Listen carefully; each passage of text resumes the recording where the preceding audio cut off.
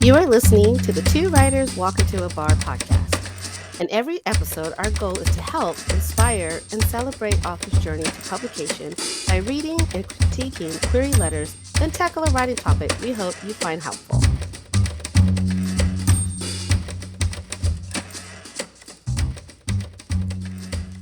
Welcome to the show, Two Writers Walk Into a Bar podcast. We are Angela and Ken, critique partners in real life, and your hosts. We have new episodes dropping every other Wednesday. Now let's get to it. Okay, welcome back to Two Writers Walk Into a Bar podcast. Hey, Ken, how are you doing? I'm doing good. How about yourself? I'm recovering. Yeah, fair enough. I am not drinking tonight. I drank yesterday, so I'm having water. Nice. Gotta rehydrate. Yes, I gotta rehydrate. Gotta go to work tomorrow. So, what are you drinking tonight? I'm drinking Maker's 46 and Pepsi right now. Oh, good. Well, I'm glad Yeah, you're feeling better. Last time we know you had a pretty bad migraine. So, I did. I was feeling yes. like dog shit. So, Well, I'm glad you're feeling better. I am thanks. pretty beat. I was at the beach all day, so I'm tired. I'm hot. Yep. And it was finally hot, but it was a nice day. But Yeah. Well, at least you enjoyed yourself, I'm sure. yeah, too much, I think. But Yeah. anyway, well, anyway, welcome back, guys. We have a fun episode. We think will be fun for you guys. We do have a query letter, so I'm going to get right into that. We have an author. Let me grab it. His name is Jack Rogers. Jack Rogers sent me his query this morning. And so I've been looking over it. So we're going to go dive into that. We're going to do our query and then we're going to invite our guest. Nice. So let me go get right into this and see if we can help Jack here. So we're going to get right into it. All right. Dear agent, I hope this message finds you well. I am seeking representation for my debut novel, Redacted, an epic fantasy built upon a disastrous invasion that shatters the otherwise tranquil lives of our ensemble cast. Having seen the kind of work you are looking for, I think or hope that I have something that will appeal to you. Is it epic fantasy? I'm sorry. Yeah, is it epic fantasy, adventure, family saga, thriller, horror, folklore, love story? I believe it is all of these and maybe more.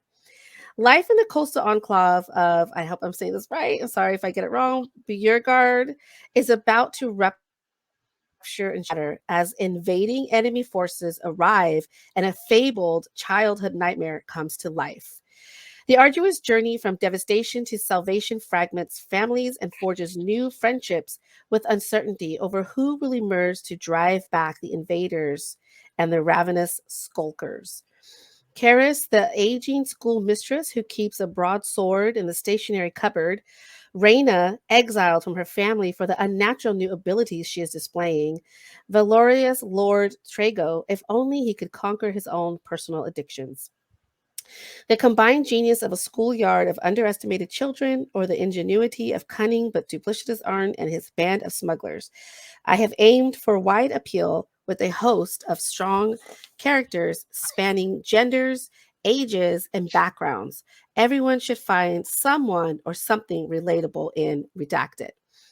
My format defying choose your own protagonist saga is told not from the perspective of any of these characters, but is narrated through the words of an omniscient voice, casting fresh perspective over their intertwining journeys. But even this all seeing eye remains unable to answer some questions. Who is the fabled mother, if she even exists?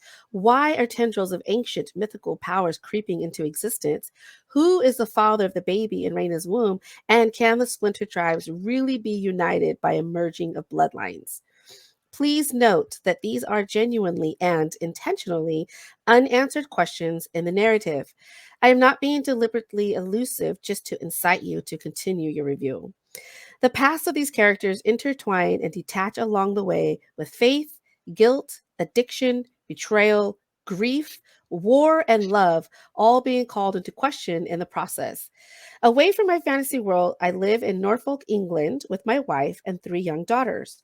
While I have written on and off for as long as I can remember, this is my first complete novel. I have drawn inspiration from history and traditional stories, myths and legends local to my home, Norfolk lore, perhaps, if the term has not already been coined, as well as from my own literary preferences. My style has conceivably been influenced by my love of Pratchett's Discworld and the works of Douglas Adams during my formative years, and the conniving skullduggery and witticism that I have tried to imbue in my characters stem from my appreciation of Scott Lynch's Gentleman Bastards sequence. I hope you have time to enjoy reading my work, with which I am aimed to bring a fresh approach, along with some lovable, some hateable, and some truly relatable characters to adventure with in the world that I am building. I believe it will appeal to a wide range of fantasy fiction lovers, and my intention is for Redacted to be the introductory chronicle to a wider series. The atmosphere is dark in places, with injections of humor, but I was eager not to make any part overly gory or explicit, allowing the book to appeal to younger audiences as well as older ones. Please see attached for a one-page synopsis and the first three chapters of my manuscript for your perusal. I am conscious that the inciting events of my tale do not occur until chapters 7 to 9. So if you are two minds and would be open to considering more, I would very much recommend completing chapters 9 before making any firm decision. Thank you for your consideration. I look forward to hearing from you. Sincerely, Jack Rogers. The word count for redacted is approximately 186,000 words. I appreciate that this is lengthy, but it is comparable to the sort of books that I would love for my story to one day sit alongside. Lynch's The Lies of Locke Lamora runs 191,000 words. Rothfuss's The Name of the Wind and Brett's The Painted Man are both around the 250,000 mark. It is also my dream to see my work adapted for screen in the future. Hey, writer friends! Querying is hard, and putting together a query letter is even harder. We want to help. Send us your query letter and first three pages to our email at twowritersinabar@gmail.com, and we'll read your query on air and give feedback on your first pages. And don't forget to tell us where we can find you on social media so we can share it with all our listeners. We want to help, inspire, and celebrate with you on your writing journey. Now back to the show. So, um, there's a lot here, Jack. This query, I believe, is over 700 words. Ooh, So that's pretty long. I would condense this, and the reason why agents ask for like 250 to like 320 around that mark is because they're reading queries all day long, hundreds, and they want to get to it quick. Okay. And yeah, half the time they're making their decision pretty quickly. So you have this lengthy query that's too bogged down with details that they don't really need, they're going to pass. So what the query letter needs to do is really condense down your book to about 300, 320 words if you can, and really get to the meat of what it's about.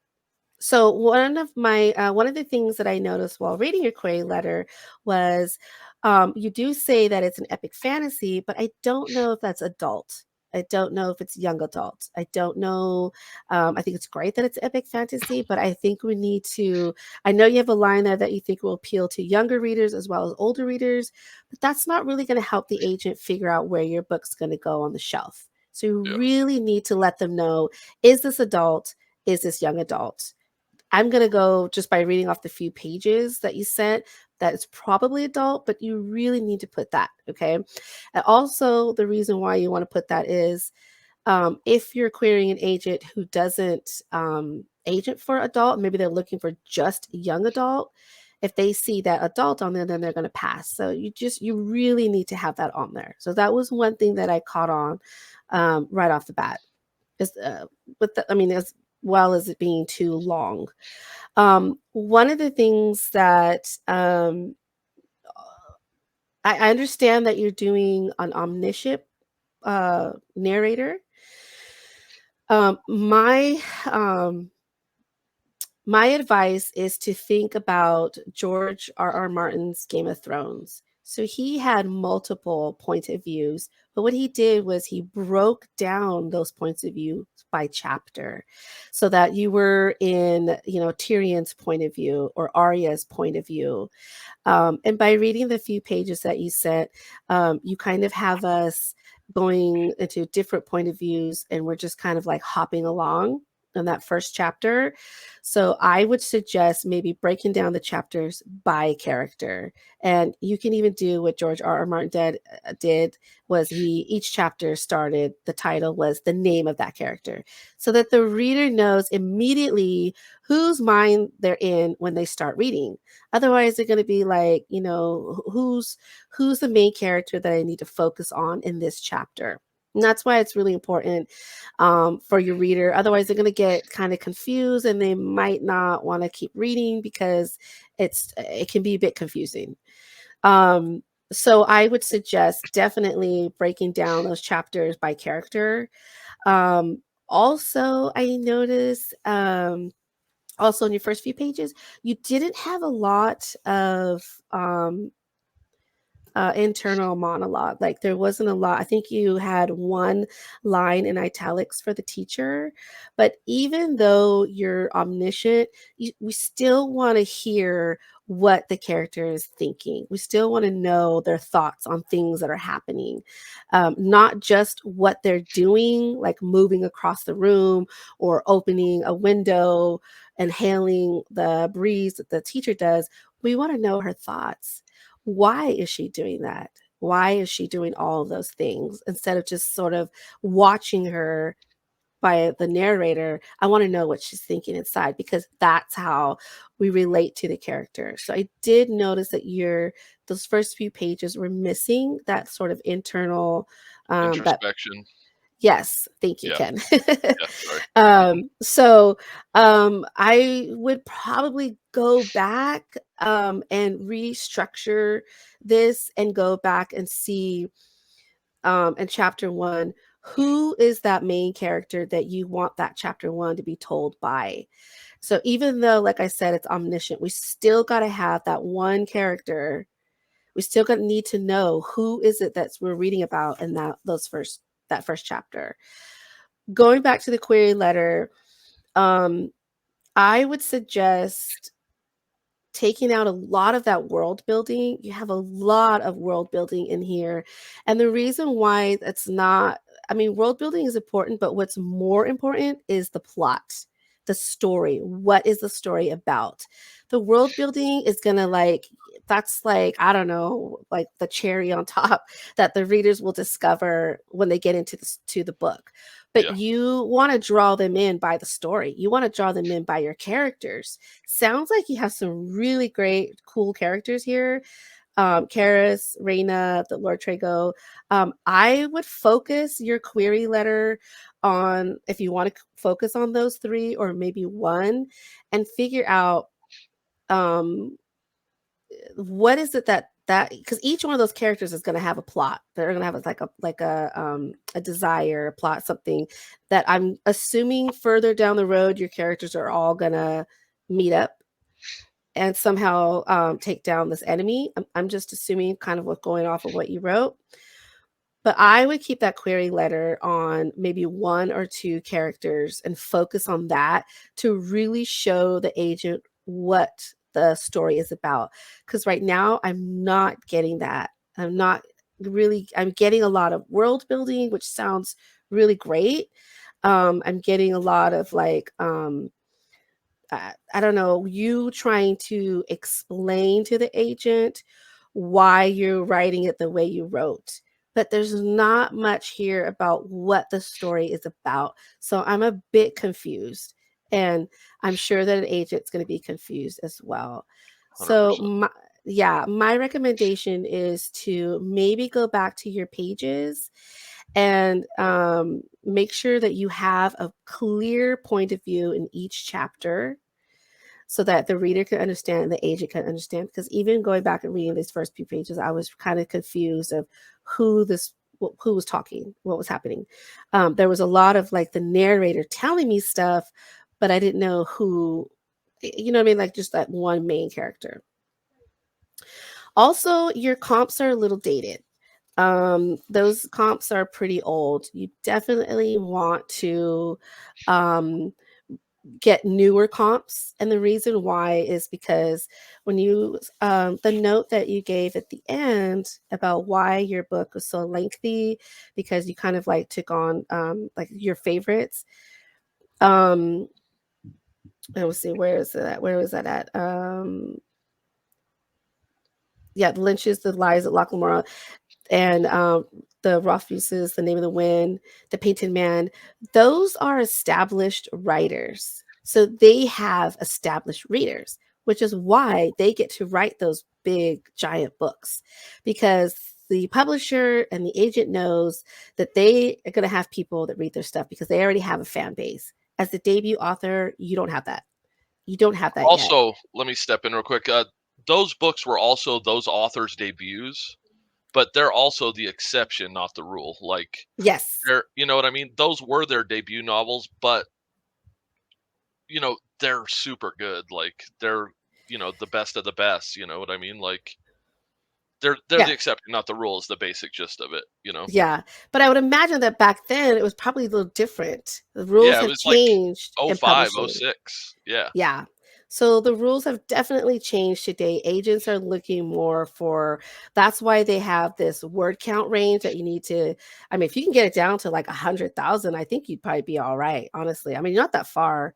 I Only like think 80. even if you stray over a little bit, you'd be okay too. Like Yeah. as long as it's within like 125 ish, I think you'll be okay for fantasy, especially for epic Yeah. fantasy But 186,000 is way too much for a debut author, today. with for to Yeah, yes, for today. yes, yeah, So I would try to find newer comps, really try to find newer comps that they can put your book next to. And there's a lot of great fantasy books out there that you can, I mean, I don't know. I don't know. I can't think of any at the top of my head. I'll say Brandon Sanderson, but he's kind of like, he's a he's big releasing name. books this year, but yes, Yeah, yeah, he's a big name in the industry though. You know? he is, he is. So I'd probably find somebody that's not like that big, you know what I mean? Like that's Yeah. got his whole, he has his whole reader What? base. But What? anyway, let me see. Was there anything else that you wanted to add? Oh, I did want to say, um, one of the I always give this example, and I've even told Ken as well. The best example of how to put in your world building in your query letter is by reading the back jacket of Hunger Games, Yeah, because Suzanne Collins, I mean, I think she did it in like 2 sentences, something like that. And you get immediately what her world is about, and there's not like a whole paragraph about it. It's like 2 sentences. It's super cuts. I mean, it's super clean. Like, you could follow right, immediately what she's talking about. And I would suggest maybe trying to get as close to that as you can. yeah, But really, your book needs to be more about the plot and the characters, and not so much about the world building or the narration or anything like that. Really try to focus on the story, which you have. I yeah. just think that you need to make that more clear in the query letter. Yeah, you usually want 3 nice punchy paragraphs. Yes. Just what your characters are after, what they need, what their problem is, what they're trying to do, how they're gonna, what they're facing, and what they're, all that type of stuff. You just The nail it in stakes. there. The stakes, yeah, yeah. Right. Because Um, I mean, go ahead. yeah. Oh no. Yeah, just basically what you were saying, the stakes. You put it in there. It's got to be real tight, 2, Yeah. 300, nice and neat. They don't want to read this long 700-page thing, which is okay. I understand what you're going for, you know. Yeah. And I wrote query letters similar to that in the beginning too, where I tried to sell my book by this laundry list of stuff that they don't really give a crap about, to be fair. Um, Yeah. and then in And the they pages yeah. with the omniscient point of view, you can still be omniscient and not technically be in somebody's head. But even something, and don't kill me if I'm wrong, but the Lord of the Rings is a bit of omniscient where it Mhm. jumps between the hobbits, but you still get the thoughts of Merry, Pippin, Frodo, Sam. You still see what they think about what's happening around them. Yes. And that's very important, even with an omniscient, third omniscient point of view. Sorry, go ahead. No, that's perfect. That's exactly Yeah, what I was thinking, because that monologue, the introspection, that's what's connecting your reader to the Yes. character. Otherwise, we're just watching them do stuff, and that can get kind of boring. It's Very hard to boring. relate. Yes. Yeah, so So, they can do action, they can do this, they can walk here, they can run from a monster, but you don't give a shit unless you hear the character's inner voice and connect with them somehow. yes. So Yes, it's because we very important. yes. We wanna know why they're doing the things they're doing. Why are Yes. they doing this? They have to have some sort of connection to their purpose, like their reason as to why they're going on to this journey, basically. Yeah. And when you don't have that, it's just hard to relate, like we said. And I didn't in my first book. I had 0 Same. introspection, none. Same. I may have had 1 or 2 italicized lines here or there, and other than that, I had nothing, like, it was garbage, but, my writing was terrible back then. Live and learn. We lived and Yeah, learned, right? We know now. Now we know, yeah, and we get on each other like, you need more internal, you need some more introspection here, bro." Just kidding. Or yeah, he's telling me like, exactly. "What is she thinking?" Like we do that for each Exactly. other Yeah, because exactly, it's hard. it's hard when you're trying to world build as well and then adding all that into it. So we definitely get it, Jack. Oh, I yeah. just I definitely feel like, maybe just clean up that query letter, going back, make sure those chapters are clear as to who those characters that the reader's going to be reading about. But yeah, I One think quick no is mhm, I thought it was cool as fuck. I honestly did, but you just gotta just it sounded cool, man, yes. honestly. You just gotta tighten that shit up, and you'll be good. I So, mean, honestly, I was thinking the same thing because we both love yeah, fantasy. fuck yeah. So when I saw this, I was like, "Oh, this is cool," but it just needs, yeah, it just Yeah, needs to be cleaned up a little tightened. bit, Yeah. tighten it up, and you probably by tightening could probably bring down that word count if you go Mhm. through and tighten up some of your chapters. You probably will bring it down a little bit, and then don't forget, like I always say, you definitely need a hook. And that was one thing I wanted to say too is I didn't see a hook in your query. What's the thing that's going to grab that agent and be like, oh, I need this. I need to read this. And Yeah, I'm sure you have one. It's just a matter of finding it and putting it together. yeah, So one thing I will say is you in the at the very top of the page of your query letter, and this is just my own preference, as I think it's good for you to go in and start with that hook, tell them the genre, tell them the word count, give the comps, and then go right into the query. Because I just think it'll help establish the agent to kind of sort of get ready to place them into your story before they start reading. So yeah. that's just another thing to do. That's totally, I think, a preference thing. So it's up to you how you want to do it. But yeah, so yeah, that was great. Thank you so much, Jack, for sending this to us. I hope that our Appreciate it. critique was helpful. And you didn't send me where we can find you on social media, but if you want to message us on Instagram or Twitter, or leave a comment on one of our posts, and we will share where our listeners can find you on social media. So, yeah, so that's great. And of course, always reach out to us when you get that agent, because we will celebrate with you. So, Absolutely. all right. So I'm going to get our special guest ready. So, probably going to blip out here for just a second. Hey, writer friends! We know our podcast title is the start of a good joke. So send us your best writing joke at twowritersinabar@gmail.com and we'll tell it on air. And don't forget to tell us where we can find you on social media so we can share it with all our listeners. Let's have a good laugh while we wait in the query trenches. Now back to the show. Okay. Nice. All right. See, she's going to be here. Hey! Welcome. Can you hear us? Yes, can you hear me okay? Oh, yes, Yeah. perfect. Okay. So, hey, Okay. everybody, this is Courtney, and she is one of the hosts of the Ticket to Ride podcast. Do you want to explain a little bit of what your guys' podcast is about? So I co-host Ticket to Ride with my friend Blair. We've been doing it for a few years now. We're on season 4, and it just Oh, started nice. because we would get together once a month. Back when she lived nearby, we would get together once a month to have a movie night, and we would pick generally an older movie, and then we would talk about it afterwards. And we always had such fun doing that. We were like, well, why don't we try recording it and see what happens? So that's pretty much it. It's such a fun Cool. podcast. I love listening to you guys. By the way, this is Ken. Ken, this is Hi. Courtney. Nice to meet you. She's an Hi, nice to meet aspiring you too. writer. Yep. Yeah, so thank you so much for coming on board. When I wanted to talk story structures, I literally was like, the first person I thought of was you. And I thought, we all love movies. I know Ken likes movies too. We talk about movies sometimes on here.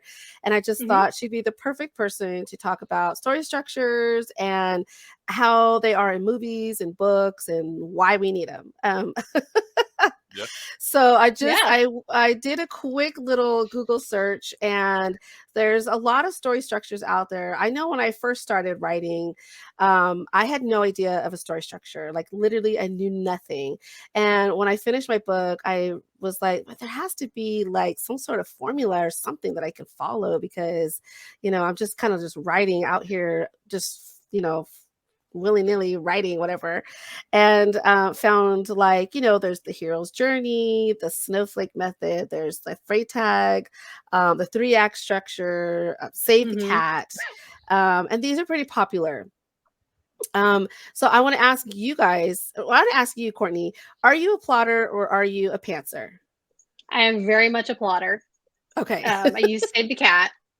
Okay, But I get really detailed with it, but I don't necessarily like say I have to stick to it. It's not set in stone. If I get an idea halfway through that's better, then I'll just throw that in and fix it the rest of that's the way. perfect. But yeah, I have to know what's going to happen in the beginning, the middle, and the end before I can even start. Yes, I'm kind of the same way too. Can is on the opposite spectrum. Y'all are crazy. I don't know how you do it. I, You I know have what? no idea. That's how I Yeah. feel too about you, Ken. I'm like, I don't know how he does it. Yeah. But I will say, while I was researching structures, like story structures, um, whether you're a plotter or like us or a pantser like Ken, you still have to have a story structure no matter what. Like you Hmm. still have to have, and most stories follow the 3-act structure, which is the setup, the confrontation, and the resolution, which can, even if you're not even a plotter, you already have those things. You know what I Yeah. mean? Yeah. Just by, and Ken and I have talked about this in the past, where just by being a reader, we understand how a story is told and what it needs. Hmm. So Yeah. I also do Save the Yeah. Cat. I just recently actually bought the Save the Cat Rights a Young Adult. So I'm looking forward Oh, to, really? yeah, Nice. I just bought it. I haven't even dived into it yet, but it's the same lady that Okay. wrote the other one. But Hmm. the Save the Cat method is actually, I found that Disney follows that structure in all their movies. And if you watch their Uh-huh. cartoons and movies, you definitely, I can point out each beat as I'm watching it. Yeah. They follow that Yeah. structure. And in fact, I think I read somewhere like if your book is the Save the Cat method, they have a higher chance of probably picking up your book. The Disney Press, whatever, their Disney publication, whatever. Makes sense. Yeah. Yeah. So It's a bad habit that you pick up too, because now I can't watch anything without picking out at least a few of the story beats, and I just stopped trying to stop myself. So. So I'm the same way because I've even watching what was I watching? I don't remember. I think it was oh my god, I just lost my train of thought. But because Suicide Squad also did it. Mm. But my favorite beat is the Dark Knight of the Soul. I Hmm. love that. That's my favorite. That's my favorite beat. But anyway, and I can always point it out when it comes. I'm like, oh, it's the Dark Knight of the Soul. It's coming up. So, Hmm. so I want to talk about, okay, so when we think hero's journey, what's the first book or movie that you think of? Star Oh Wars. boy. Star Wars, okay. That's the first. Luke Skywalker is first that comes to mind. Yeah, I always think of The Hobbit. Yeah. The Hobbit is a good one. I almost said The Hobbit, but then my next one I always would think of is the Alana series by Tamara Pierce. Okay. I haven't read that one. It's I've God, heard when of did it. that start? It started coming out in the 80s, I think. I remember reading all Okay. of them in middle school. Oh, And it's great. about it's like a medieval magical setting, and it's about a girl who switches places with her twin brother, and she pretends to be him, and so she can go train to be a knight, and he pretends to be her, so he can go to school. Oh, Oh, that's nice. cool. Yeah. That's cool. And that follows the hero's journey. Okay, yeah, because Mhm. the hero's journey is all about presenting the character with a choice of some sort, right? To go on some journey. And we kind of Mhm. watch the hero, you know, decline it. They always have to decline it, like say, like, no, I'm not going to do it. And then something happens to where Force them to. yeah, they get Yeah. forced and they have to do it. Yeah. So I know I looked up, I think Harry Potter, Star Wars, The Hobbit, those are all Mhm. big, big movies that follow the hero's journey. Which I mean, I always thought it was more of a dated um structure because maybe because I write in the YA genre, you don't Mhm. see too much of the hero's journey in YA. I can't think of, I mean, that current, like, I'm sorry, that's current Yeah. YA. Yeah, in the past for sure they've been there, but Yes. like Harry Potter, Mhm. of course. Right, But yeah, but yeah, she wrote that in, Yeah. I think, 97, or was it yeah, 99? yeah, Something that like ain't that. current no more. We're Yes. old. Speak for yourself. Just kidding. Hey, my bad. Just kidding. I'm old. I'm old. My bad. Yeah, now it's more there's a lot of, like, the reluctant hero in YA, I feel like. Yes. Yeah.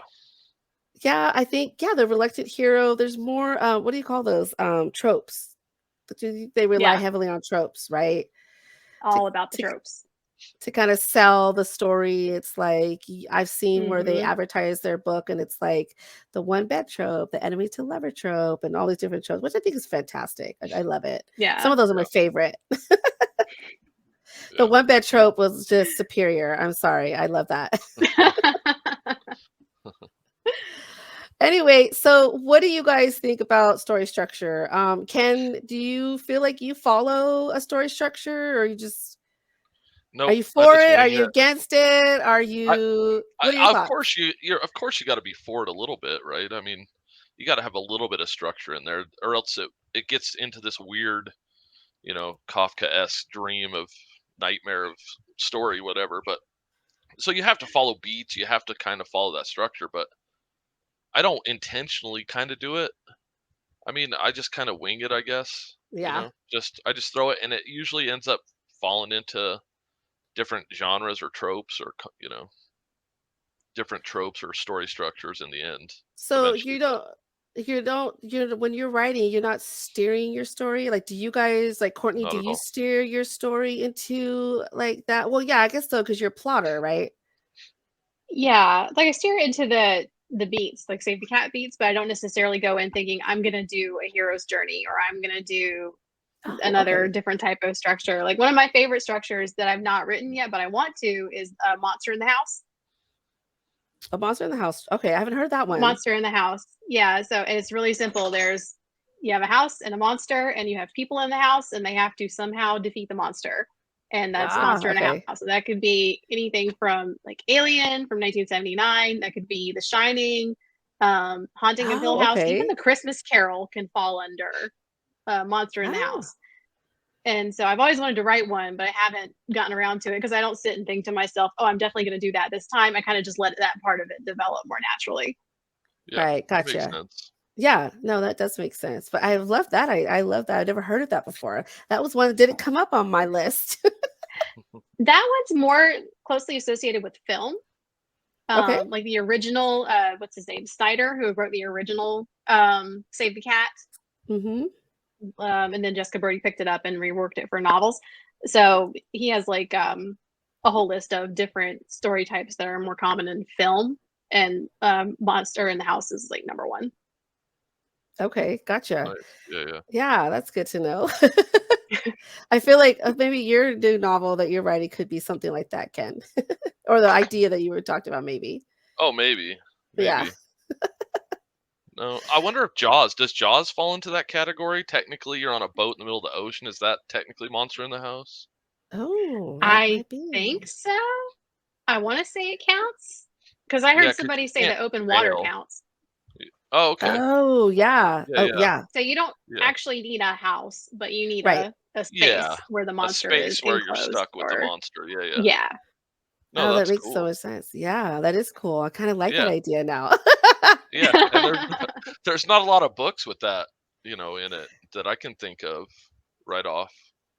There's always, there may be a house and they may be a monster in there, but they're free to roam the city. They're not usually trapped in there. So that could be pretty interesting. Yeah. Oh, right. Jurassic Park could technically be it because they're trapped in the park.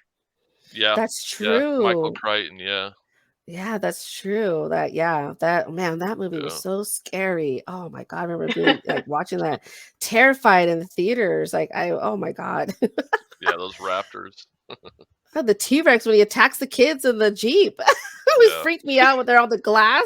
Oh hell no. yeah. I Fuck would have that. died. I would have died right there. That was Nope. my No. favorite movie as a kid. I Oh, don't know why. Was it really? nice? Yeah. The special Well, effects were so damn good though. Like it was awesome for what was it, 93, yeah. Well, the something like Yeah. that. concept, I mean, bringing dinosaurs back into like today's age, I mean, come on, like Oh, it was that's brilliant. amazing. Yeah. Yeah, All right. Well, I mean, I've never heard that, so I really love that idea. Got me thinking now, girl. You definitely got me thinking. I'm like, how can I do that? That's pretty fun. Yeah, I don't know. Maybe I write to I think I'm too much in a box or something. I always thinking about Hmm. each beat as I write. But I'm one of those people that needs structure, so maybe that's why I'm such a plotter. Like I Yeah. need structure in everything in my life. So I rely pretty heavily, but I do allow for some, for some things to kind of happen organically, like you were saying. yeah. So, um, Yeah, I end up always doing the found family trope. Like every oh, book, right. I Yeah. always do found family. I just can't. I was adopted as a kid, so I think it's ingrained into me to write the found family. Like I just can't get away from it. I But think I love everything I've Found written is it. Family. Yeah, me too. Found Family is fantastic. I I'm love that obsessed. trope. Yeah. Like you've read all my books. Like every single one, it's found family. Like I Yeah. can't get away from it. I love it. It's my favorite trope of all. Could be like a trademark. No, I'm just kidding. Yeah, It's gonna be a thing when yeah, yeah, tropes are really fun. I mean, tropes like you know what? I don't know if I have tropes in my stories. That's terrible. I yeah. bet You you could do. find some. Do You I? have I don't know. some. Oh Looking yeah. at Ken, do I? I Yes. don't I know. bet you could find some. Yeah. 100%. 100%. Yeah, well, maybe I don't know. But anyway, Courtney, you and Ken, well, Ken's has a couple stories published. Hmm. So I wanted to give you guys a chance to talk about. Courtney has a book coming out Halloween. Halloween. Hmm. Halloween. Yes. Okay. Nice. Do you want to touch on that a little bit? Do you mind? Yeah, And she was like, absolutely. So yeah, shameless plug. Yes. sure. So this is going to be, I've had a short story published before a few years ago. It was a mystery thriller, which I don't write normally. And that was, I think, a fluke, but it worked out. Um, and so now I have my debut novel coming out on Halloween. It's called To Kiss the Sea. And it is essentially a fairy tale retelling inspired by The Little Mermaid, but it's twisted a little bit, and it's also set in a queer normative society. Nice. Okay. Yes, that Nice. sounds great. We'll have to have you back so you could talk about when we're closer to That's your cool. release date. Yeah, sounds really Yeah. neat. And where will they be able to find your book on any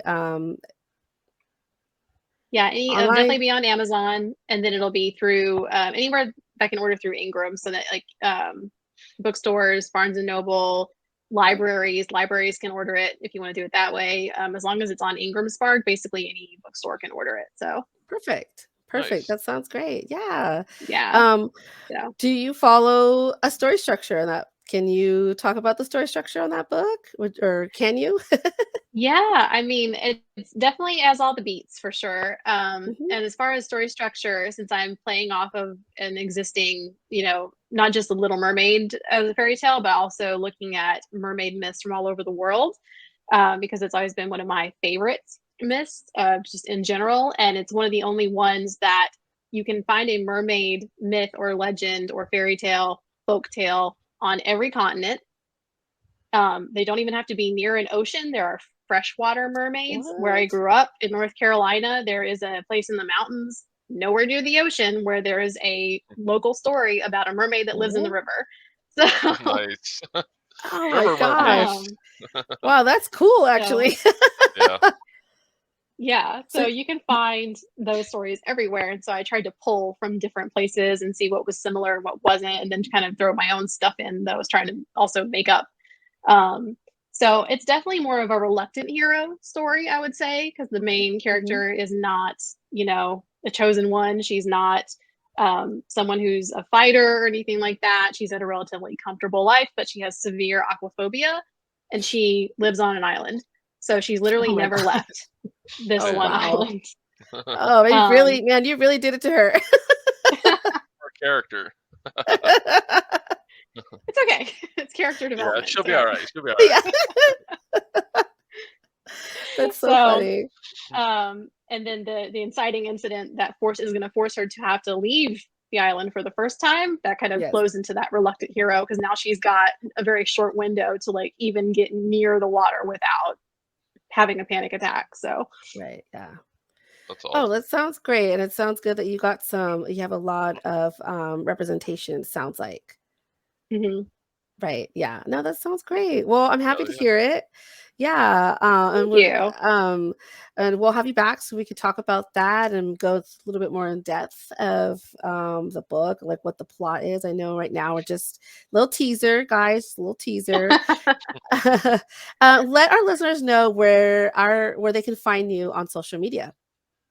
Yeah, absolutely. So the podcast is at Ticket to Ride Pod. That's Blair and mine's podcast page, which is I'm in charge of, and I'm not doing a good job of updating lately, but that's because I've been elbow deep in book stuff. But and then my page is at CC Writer _. I hate that underscore, but CC Writer was taken, and the person who has it literally hasn't posted in years. And every time I think Uh, about it, I'm like, just give me Yeah. the yeah. without the underscore. But Yeah, oh, I know, that's so crazy, huh? It's too bad, like, you think that they would kinda, like, I don't know, clean up some of those old accounts, but what are you gonna do? so Yeah. although Yeah, I'm actually thinking I might change it. I love my handle a lot. But I am looking at, will it be easier for people? Because I write under CH Carter. So I'm wondering if it'll be oh, easier for people yes. to find me if I change it to that. So I've been toying around with I th that. But Yeah, I think so, I think that'd be good, so when they see your name in the book, that's where they're gonna go that's the first thing they're gonna search up, right, on social media. But for now, yeah. you guys can find it under CC Writer _ on Instagram. That's Instagram, right? Yeah, on Instagram. Yeah, are you on Twitter or, Threads or I just was Instagram? on Twitter, but I kind of gave that up.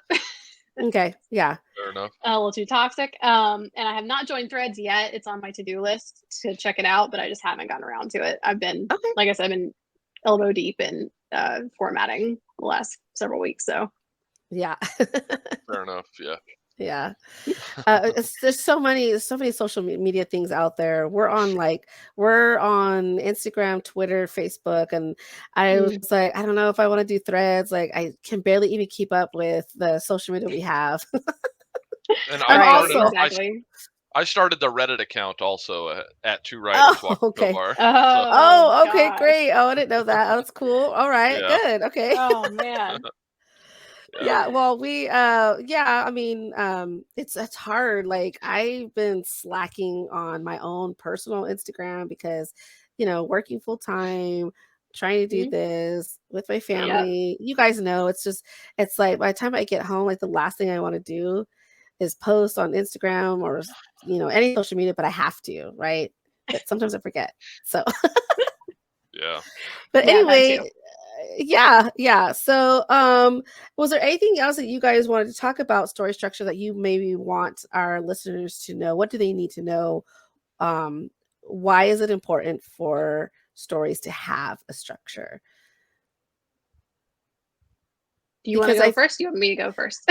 go Go ahead, ahead. Courtney. The more I've learned about it, especially doing the podcast with Blair, and the more we dive into film in general, Mhm. and comparing even films to films that came from books, or you have the dramatized novels that are written based on films, and knowing the different structures, whether or not you're a writer or not, also kind of helps you find the things you enjoy the most. Same with like the Yep. tropes. Like you love the one bed trope, Angela. So Yes. you can look up anything with that, and you have a whole reading list. And it's kind of the same thing with film too. You can look up, the different types of things, whether it's, some of my other favorite ones are Out of the Bottle is another one from Snyder. Okay. And it's basically anything like Freaky Friday or Jumanji or something like that, where you started in the regular world and then something completely crazy happens, pops out of the bottle. Um, or I'm trying to think of another one that I think a lot of people would recognize. Something like, there's one it's called Dude with a Problem. And of course, it doesn't have to be a Okay. dude, right? But Yeah. historically, for a while, it was. So like, Dude with a Problem would be like Die Hard, or Sleeping with the Enemy, or something like that. So Yeah. yeah, just knowing the story structure helps you to find more things that you will most likely enjoy, because you enjoy how that plays out. Right.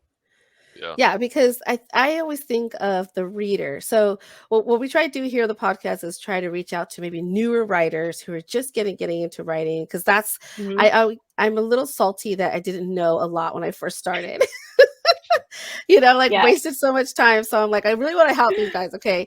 Why Yeah. it's important to have a story structure is it's really for your reader, right? Mm-hmm. Because your reader they're the ones that's following the story, following along. And without that structure, it's going to be boring. You're just not going to have all of the things that you need to make your story exciting, which is why it's important to have that inciting incident. It's important to have the climax, the dark night of the soul, the resolution, all of those things, because that's all part of what your readers, that's why they're reading.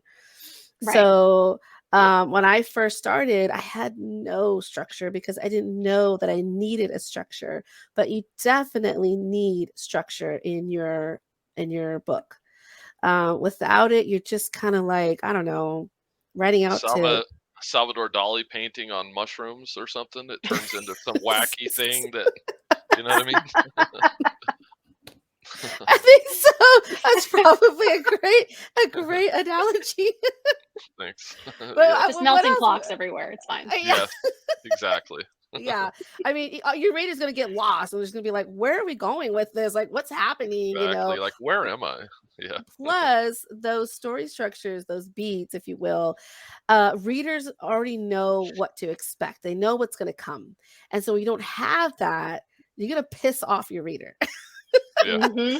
You're gonna make them mad. So you Yep. really need to have some sort of structure. And even if like Ken is not a plotter, that's fine. Just kidding. I don't understand that, but that's okay. But Yeah. he still has structure. You still have structure in your Yeah. books. Absolutely. Yeah. Yes. And it just comes from, I'm a voracious reader. I've watched tons of TV shows and movies. You kind of just get an idea of how to tell stories that way, you know? Yeah. So it's, but in the end, if you're a plotter, I wonder if Save the Cat might be better for a plotter to go down, where besides my crazy mind trip that I do to write stuff. But Because you just kind of I'll keep it in here in your head, and you kind of like, I don't know. yeah, I have no idea where anything's happening. I don't know the ending. I don't know anything. I know the Oh no. character and the kind of an idea, and I I just know go. it's so crazy to me that you don't know the ending. Like I'll never get over that. I have no idea where it's gonna go. No. Oh no. Yeah, I know. That's one of the first things I write is the ending, and then I go Oh, Yeah. back and really? start over and build I towards it. Wow. always, yep, I always know the ending immediately. I know exactly how it's going to end because that's what the point that I need to get to. But, Yeah, I have Mm-hmm. no but idea. that's so wild to me, Ken. That is so wild. I mean, I Yeah. love it because I've read, obviously, I was for a critique partner, so I've read his stuff, and he Mm-hmm. does, he gets all of that, he gets it all in. But I'm blown away that he doesn't know when he first starts writing. Yeah. I have no idea where And anything's that if gonna that happen. works for people, that's great. Yeah, Yeah. it definitely does. It's I mean, it's fun because yeah, I have no idea where it's gonna go. Like, you know what I mean? So I Mm-hmm. surprise myself and get excited about it. I'm like, oh shit, we're going here. Sweet. You know, there's a lot of surprise going on. I don't know. But you know what? It works. He's right. It definitely works. For me, All it right. works. Yeah. Yeah. So anyway, guys, listeners, if you're a newbie writer and you're listening and you're writing a new book and um, it- it- you're not understanding story structure, you definitely there's lots out there. There's a lot Mhm. out there, and just look up story structures, research the ones that you maybe are drawn to the most. Also listen to Courtney's podcast because you guys actually talk about movies and you kind of touch. I feel like you guys touch on that, the story, breaking down the story structure in the movies that you guys talk about. Yeah, we do. So yeah, so definitely, if you have questions too, always feel free to reach out to us on social media. We'll do our best to answer what we can. But I know we're running at 50 minutes here, so I don't want to take too much of you guys' time. I know you're on the East Yeah. Coast, so I know it's late for you over there. I have to go to work tomorrow.